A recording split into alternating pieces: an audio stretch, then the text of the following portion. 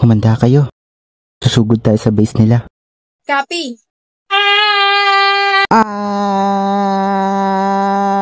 Ikaw mo sa hangin, gusto ko ng lambing liwanag, liwanag sa dilim. Teka, parang di naman ganyan ang lyrics. Ganito yung lyrics ko. Kasi gusto ko ng lambing ngayon. Gusto mo nga ng lambing. Ang tanong, may maglalambing ba sa'yo? Eh wala naman.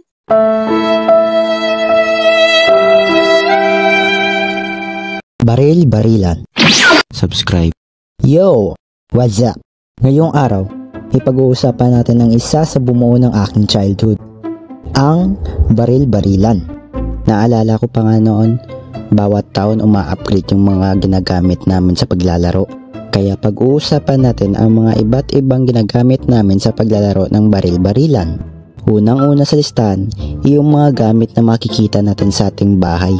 Tulad na lang ng walis, upuan at saka hanger. Dito talaga umiiral yung pagka-imagination mo. Yung feeling mo ikaw yung bida at hindi namamatay. Sumuko ka na! Napapaligiran ka na namin.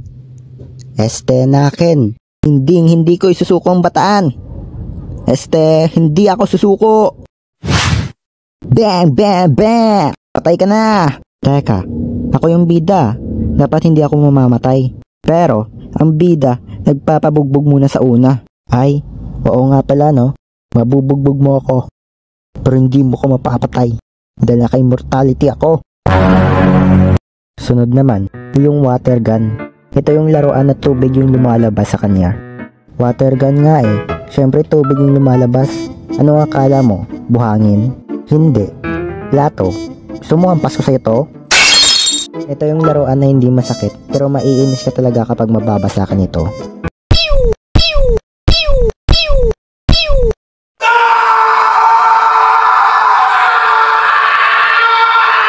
Sunod naman, yung baril de Aratilis. Sa mga nagtatanong nito, ito yung baril na gawa sa kahoy. Saka yung Aratilis, yung ginagamit namin pang bala dito. Kasunod yan, yung tinatawag naming sulpak. Hindi ko alam kung ganito rin ba yung tawag sa inyo. Dito mo talaga masasabi na masakit ang bagay na ito. Kahit papel pa lang yung mga bala nito. Well, hindi ito laruan pero pinaglalaroan pa rin namin ito dati. Pero hindi namin tinututok sa mga tao kasi sobrang sakit talaga. Kaya kapag tinutok mo to sa kalaro mo, i-instant magsusumbong yan sa mama niya. At syempre, hindi mawawala sa baril-barilan yung pellet gun. Lalo na kapag Pasko at bagong taon, pinagsisilabasan yung mga iba't ibang klase ng pellet gun. Oh, huwag mong itututok yan kahit sana, baka makasakit ka niyan. Kaya nung nagkaroon ako ng pellet gun, sobrang saya ko nun at ginamit ko na siya agad. Kaya ang ginawa ko, ipumulot ako ng mga lata at ginawa ko itong target shooting.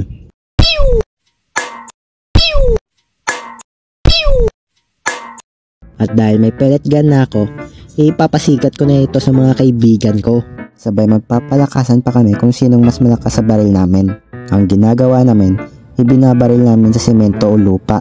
At kung mabasag yung bala nito, i-automatic malakas yung baril namin.